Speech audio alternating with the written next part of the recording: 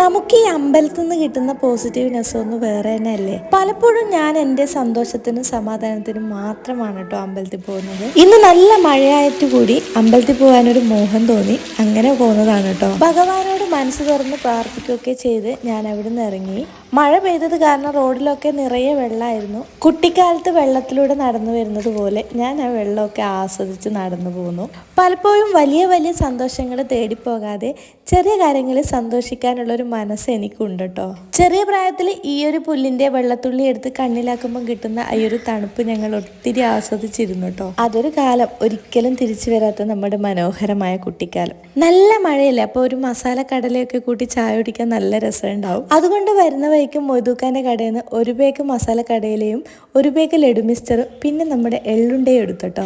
എള്ളുണ്ട കഴിക്കുമ്പോൾ ഒരു 10-15 വർഷം പുറകോട്ട് പോയൊരു അനുഭൂതി എനിക്ക് ഉണ്ടാകാറുണ്ട്. അതൊക്കെ കഴിച്ചുകൊണ്ട് വരുന്ന വഴിക്ക് റോഡിൽ നിറയെ മാങ്ങകൾ വീണ് കിടക്കുന്നത് കണ്ടു. പക്ഷികളും അണ്ണാനൊക്കെ കൊത്തിയിട്ടതാണെന്ന് തോന്നുന്നു, എല്ലാം കേടുള്ളതായിരുന്നു.